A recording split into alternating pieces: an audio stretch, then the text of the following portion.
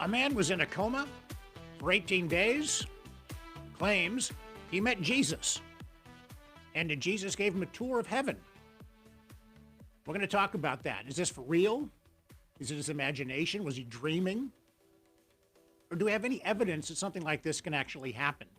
Do we believe it because we believe it, or do we believe it because we want to believe it? Good thought.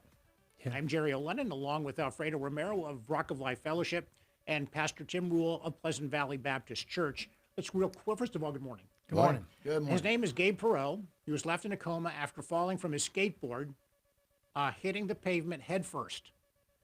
But his near-death experience changed everything. He says it was a life-altering moment. He was 20 years old at the time, crashed headfirst into pavement without wearing a helmet. Got to wear a helmet. His friend, who was present at the time, described the horrifying moment of the accident. And actually, speaking over him, he said, "Gabe, you're going to live. You're not going to die. You're going to live. You're not going to die." He said that over and over again. Despite being unconscious, Gabe was aware of the prayers being offered to him. He explained, quote, "I witnessed his prayers, and I also knew in the midst of a moment that is so intense, I had no fear. By the time the ambulance had gotten there, honestly, I was suctioned up by light. This tunnel of light suctioned me up out of there."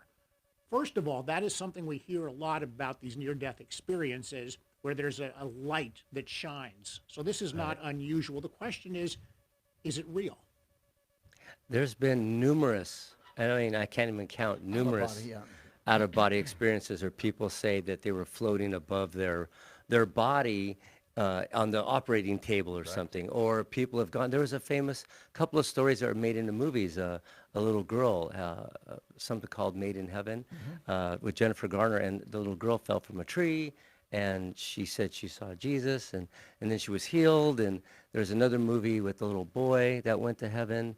And so you get these stories. The interesting thing about this one is that this gentleman, Gabe Perot, wrote a book.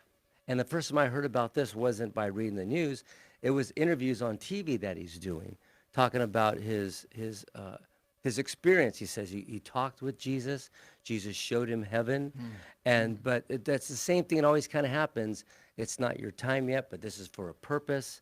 And the interesting thing about this is just the skateboard part of it. Let me address that for a minute. When I was younger, I was a big skateboarder. I used to make my own skateboards. We didn't have skate parks, so we went into the empty pools during the wintertime. Wow. The community pools. Right, sure. And we take our skateboards and, ride up on the wall and things like that. It was pretty good. But I will tell you, I've been taken down many times by a very small pebble in the road. It just puts the brakes on your skateboard. And this is what happened to this gentleman. They said he hit something on his skateboarding going 30 miles an hour with no helmet, and hit something. I guarantee you it's just a small little rock that puts the brake on your wheels. And that's happened to me many times. Not going 30 miles an hour, though. But we never wore helmets. Now, the interesting thing is about this is that this is actually getting some national attention because he wrote a book. And a lot of people haven't wrote a book. Somebody hears a story, they may make a book out of it later. But he came out with this. That's what leads me to question it. If you're writing a book and making a profit for it, that concerns me more. It makes me less likely to believe that it's true. I don't know. The answer is I don't know. I don't think anybody knows for sure. Pastor Rule, your experience in this. Well, on the other side, if a man wants to write a book, he may be saying, people really need to hear this. Yep. If I had a cure for cancer, I would just be happy about myself. I want to tell everybody. If I saw heaven and talked to Jesus and he gave me a tour, then I want everyone to do it. But as you said, there's always a thing about, am I just making a buck on writing a book? So just to help everybody, if you really want a tour of heaven and have Jesus talk to you, just read the Bible, because he gives you a tour of heaven. He talks about the pearly gates. He talks about the streets of gold that are transparent. He talks about the river of life. He talks about there is no darkness to heaven. That means we all get to heaven the same day. So there's a whole description of heaven. There's a banquet table. Well, didn't John have? Isn't John? The Book of Revelation is based on the same type of experience that John had, right? John talked about the things that happened while he's going through then and the future. So he does talk about the heaven, yes. So there is biblical support for what this gentleman dealt with. And because it happened to John, and there's no reason it couldn't happen to somebody now to be given a tour of heaven, because John was given a tour of heaven. Yes. I never doubt someone. I have never been to heaven. I've never really dreamed like Jesus took my hand and walked me through. But I'm not going to discredit somebody. If they saw that, believe that. I know I have enough knowledge of the Bible that I've read that if I went into a dream, I could easily dream the same thing that he did and so forth. So I will not discredit someone. I would try to always find the good and the positive of it and try to benefit that way. What Gabe says is, I literally saw the prayers of the saints, the sons and daughters of God. I saw them from heaven's perspective. They were gathered up into a bowl, a golden bowl, every single one of them, and literally they are presented to the throne room of heaven, and all of heaven stands at attention because our prayers are the Father's priority. Not sure what that means because I'm just not that learned on these things, but after 18 days in a coma, a close family friend visited the hospital and prayed over him, urging him to wake up. Gabe then added, closer to the end of my time with him, these prayers formed a bridge on the earth. And he saw these things, and there you have it. So someone prayed him back to the earth. That's pretty good. Yeah, that's pretty good. I like that. There was a movie about a year and a half ago. It was about an hour and a half movie. And it was all about these topics, interviews with multiple people that had these near-death experiences or they died on the table. Right. And the amazing thing about some of this is that they could describe what was going on in the hospital room or what was going on at the scene of the accident while being unconscious. Right. Now this gentleman, Gabe, says he heard the prayers of the people around him. He was aware of it. But for somebody to be able to describe, well, I saw the doctor working on me. You said this, and then he said that, and he was accurate, but not just, well, you probably heard us consciously. No, he said, you were over here, and she was, and then this doctor came in. And I always thought that gave it some credibility to be able to describe what was going on during his time out, basically. Just like another claim like that, there is a movie about it. I know my wife and I watched it, about a boy who died and went into this out-of-body experience. And then as he came back, he was talking to his mom and dad, and they were so happy to have him back. And he kept talking about heaven, talking about Jesus, and they thought he's a little weird. Yeah. And he said, I talked to my sister was there.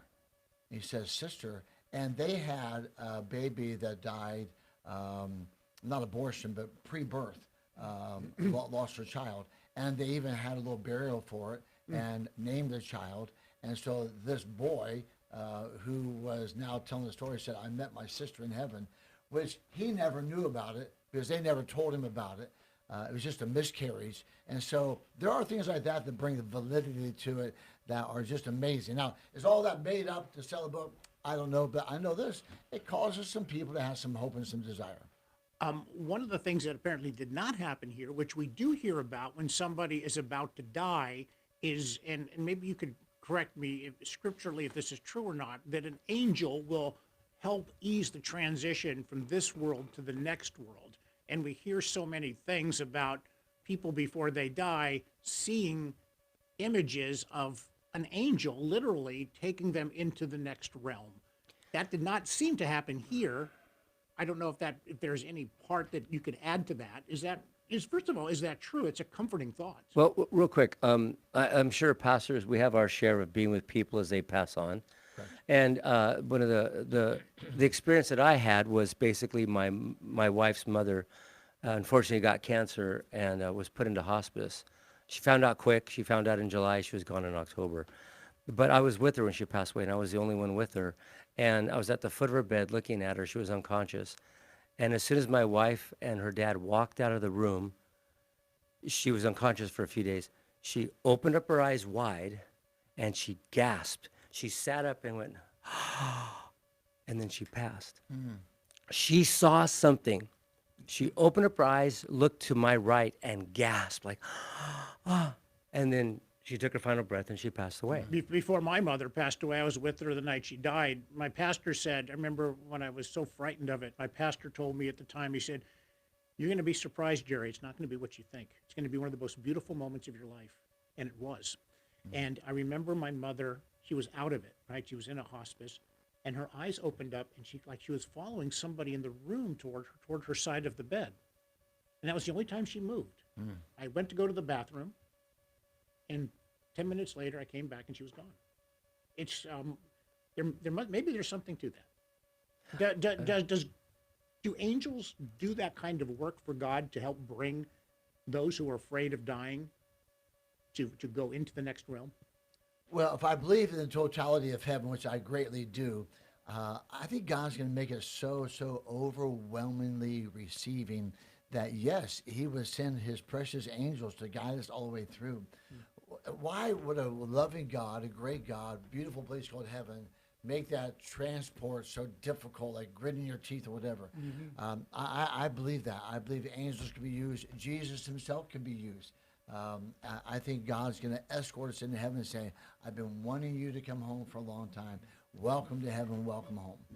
That's nice stuff. Real quick, I know we only got a minute or so, but I remember the movie with Patrick Swayze, Whoopi Goldberg, Demi Moore. Ghost, thank you. There was a scene where when he passed on, he was met by a light and a choir of people behind him, and he supposedly went to heaven. But the evil person was standing there. When he passed away, there was this horrible, evil presence of black images, dragging him down. And that's not the experience I want for anybody. But yeah, so anyway, I remember, by the way, the movie you were talking about, 4-year-old Colton Burbo, 2003, the movie was called Heaven is Real. Yep, Heaven's Real. Right. So I would recommend that movie to people. Okay. But the other movie I'd recommend is Solo Mio. See that movie. It just hit Amazon. All right. Well, we on this show we love talking about movies. Yes. We do it. If we could somehow get a movie reference into our show, we're going to do it. Absolutely. We are going to be taking a break momentarily. When we come back, we get lots of mail, good, bad, And the ugly. and really some of it's ugly. We can't even repeat. Can't even read it. You're right. But we do want people to comment, and we do put the info on our podcast. Even if you watch for only 5 seconds, you will see phone numbers and website addresses of our pastors that if you have questions about how to become a Christian, how to amen. become a believer, just give us a call. Contact one of us. Be glad to Contact one help. of these two, not me, and we'll help you get on your way. We'll be right back. All right, welcome back. We get viewer mail, and we'd like to answer your questions and respond to some of the points you've made. Alfredo, he's the guy that has them all right there on his iPhone, so take it away. Okay, first of all, it's an Android. I'm anti iPhones. No, listen, so here's the thing. The whole point of us talking here is so that we can start conversations. And I even put on our post, whether you agree or not, please leave a comment because it opens up a discussion. Obviously, we like to see people consider the fact that, Jesus in the Bible, God, right? that there's a God and that there is an afterlife. So we talked about Christian nationalism, and this gentleman basically said, we already know, this is Frank Bernard, we already know the left is evil from their actions and what they support. Now, what we were talking about is why do certain groups, political groups, put down Christianity and say Christian nationalism is evil? That was one of our of our topics. Another one said that Babylonians, Roman Empire / Christianity. It was Reza Balakani. Hope I didn't get your name wrong. And that's basically, it's another kind of anti-Christian comment. And I probably would be upfront with you and say most of the comments we get are against the topic of Christianity and Bibles being real. And why do you think so? I mean, why is there so many comments about, hey, you guys are, frankly, full of it. You guys are nuts. You're crazy. You're a cult. Sure. Well, it's easy to look at just our culture in America today. We are not a church-going people. We are not a Bible-reading people. We are not a prayer nation. And so definitely our culture today would be against those things because they're very ignorant of it. But I can take you back in time a little bit in a wonderful country called America where Sunday everybody went to church. Oh, different churches and different congregations, but they went to church. It was Sunday. It was the Lord's Day. Nothing else was open. See, you don't remember that. There wasn't a store open. There wasn't a gasoline station open. Yeah. I grew up in a town where there wasn't a pharmacy open. Everyone shut down. You didn't hook up a plow. Why? It was a God-fearing nation, and Sunday was set aside for God. Now take that time where people went to church, read the Bible, loved it, sang the hymns, had a belief in God, to today where everything about Christianity is mocked and God does not exist and all this other stuff. Of course, most of the terms now would be negative toward those of us who still believe in the truth. Yeah, and that's some of the points that this gentleman said, Curtis Kramer. He says, "Well, if then, please consider what the Bible says about who God's people really are. They do not follow man's teaching, but keep the commandments of the Bible and creation." And so, not all the comments are basically negative, but he said, I think, in a very polite way to this gentleman that says that we're full of it. He actually kind of said, "Well, if then consider, at least consider Yeah. the Bible's truth. At least be aware." Of what the Bible says. Do these naysayers have an impact and take people away from God? Are they making a difference? And if they are, maybe those people weren't close to God to begin with. Yeah, they're called college professors. Yeah. Well, are they making a difference? Are they damaging? Are they I doing have to- enough damage? I don't know. I know this. Today in our culture, everyone has a platform, but you can go on the internet. And so everyone has a platform. But honestly, I think their circles are very, very, very, very small. I don't know these people. I've never heard their name before. And they can comment about something, but who's going to listen to them? Who's going to really follow them? Now some become more dominant and they get out. Madeleine Murray O'Hara was a very famous atheist in America. She fought against "In God We Trust." She fought against One Nation Under God. And so she was a very popular person. But I don't see those today. You mentioned like Jerry Kimmel and other ones like this here that have a negative slant. But I think these voices, but may I say this, but the voices of Christians are not carrying a lot of weight either because they don't use that voice, and we need to. Okay, there's another comment, another topic. We were basically talking about the show The Chosen and promoting Jesus. And this gentleman really wasn't talking about the show, Tony Krieger, and one other person. They were actually upset that we were saying the name Jesus and not Yeshua, or we didn't call God Yahweh. Yep. So, Does that make a difference? yeah, does that make a difference? I mean, we know, I personally know the translations Correct. and how he got to Jesus, but what do you think? I don't think he's upset with it at all. I am called a pastor. I'm called a minister. I'm called a preacher. I'm called an overseer. None of those bother me. My name is Tim. Some call me Tim. Some call me Pastor Rule. You know, something, we wear many hats where people look at us in different ways. I don't think Jesus Christ is upset about that. Now, on the other side, he definitely, one of the 10 Commandments, do not take the name of the Lord thy God in vain, Yes. for we shall not be held innocent if we do that. And so I think if we hold God's name in a very reverent place, and whether we use Yeshua or Jesus or Jehovah, they all refer to that exact same person. I believe he's good with that. Yeah, I agree. And there's another gentleman who I happen to know, Derek Sanderson. He runs a group of prayer, and I've actually been in his group before. He's basically said he would like to come on the show and talk to us because we were basically not happy with what some of the things going on at Bethel Church. Now, I'm not a pure expert on why people are totally against Bethel Church, but I can't say that I don't know anything. I do know enough to make me very cautious of them, and I don't want to trash other churches. I'm just saying it seems like, for whatever reason, there are some churches that people tend to shy away from because the focus, this is just my opinion here, they don't focus on the gospel enough. They focus more on what could Jesus do for you rather than who is Jesus. Does that make sense to you? It does. Yeah, Are they I- talking about the Bethel Church in Reading? Right. A They, large they, org- they had, they had a controversy with their pastor who years ago, back about 15 or 16 years ago, was involved in an affair with a young lady, and he wound up repenting and turned his life around, and he then returned to the pulpit. But then another woman decided to point out something he had done at a similar time back in 2008 or 2009, whenever it was, and so that's what brought that whole conversation to the forefront. And just to help out, because I want people listening to understand, this is not a Tim Rule opinion or Alfredo opinion Yeah. or Jerry Lynn opinion. This show is to say, here's what the Bible says, here's what God says about it, and if you have a belief in God and the Bible, then we'll try to help clarify that for you. Like this gentleman here, I did not know him, I did not know the affair or whatever, but watch this, that should have never happened. He disqualified himself. He is no longer blameless, so he should never enter back into the pastorate. The Bible is very clear about that.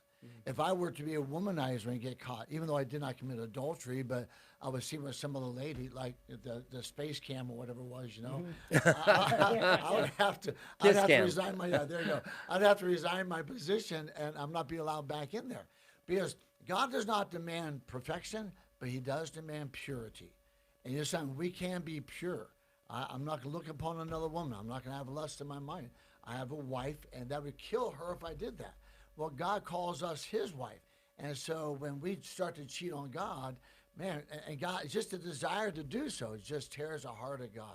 And so there are certain things we answer biblically that has no doubt whatsoever. And I'm sorry about a church. I'm sorry about a pastor. But let's just do what the Bible tells us to do. Yeah, we do talk about movies on occasion. We talked about Hollywood movies and how they depict Jesus, and we did say most of them are wrong. The comments basically were, one person, Daryl Wayne, says, "Hey, Jesus here. You want the real story? Ask me." Yeah, good. So Text Jesus. Yeah, I'm going to take that as a positive comment, actually.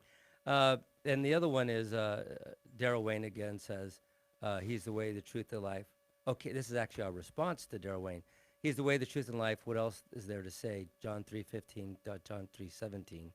The Son of Man did not come to the world to condemn the world, but through him the world might be saved. Correct. I like this guy here. His name is Dan Henry. I think you know Dan Henry. Oh, I know Danny. So if you ever need your house sold, or you're looking for a house, you need a real estate agent, Dan Henry's the man to go to. Yeah, he is. Great guy. Wonderful. One of my best friends. But he basically says that no matter what Hollywood puts out there, no matter what the depictions they say, they're going to be wrong. He says God's holy word, the Bible, is sufficient for any true believer. Revelations 22:18-20. For I testify unto every man that heareth the words of the prophecy of this book. If any man shall add unto these things, God shall add unto him the plagues that are written in this book. For if any man shall take away from the words of the book of this prophecy, God shall take away his part of the book of life. Now, what he's basically saying is, I don't get to know Jesus through these fictional movies or TV shows. And that goes for The Chosen as well, which is why I've kind of jumped off the good ship, The Chosen, because they portray Jesus, as a fun, friendly, just a likable guy. And he probably was. But there's nothing in Scripture to suggest that Jesus did and said some of the things that are in the TV show The Chosen. And I've kind of fallen by the wayside on that now. They could have stuck strictly to the script of the Bible, and the show would have been just as good or better, obviously. Correct. They did not have to add in certain things. Now, the one thing I do agree that they added in, they had people that were experts in the culture of those times, and they set up the culture of the times. I just wasn't thrilled with some of the additional. We didn't need additional. The Bible is sufficient enough. No doubt. Like No Dan doubt. Henry says. Yep. We have time for maybe just one more quick. We were also talking about the Carpenter's Son movie. Nicolas Cage had a new movie called Carpenter's Son, which is a completely fictional story about Joseph and the teenage Jesus. Now, you can't pull anything from the Bible. Right. It No. would all be just guesses, conjecture, and fictional story. Correct. And our two good friends, Mary Chavez Rose and Felisa Chavez Wagoner, both said, we will not be watching this movie. That would be a good choice, probably. Yeah. Yeah. Unfortunately, time has winded down. We want to remind you, if you're looking for a relationship with Christ and you That's want to learn more, that's what this show's about. We try to bring you in by talking about events of the day and how they affect our lives as Christians and what we could learn from that. Yes. But you really need to talk to one of these gentlemen, and the numbers are on the screen. Pleasant Valley Baptist Church, Rock of Life Fellowship Church. If you have questions, go to them. They got all the answers for you. Thanks for joining us, everybody. Take good care.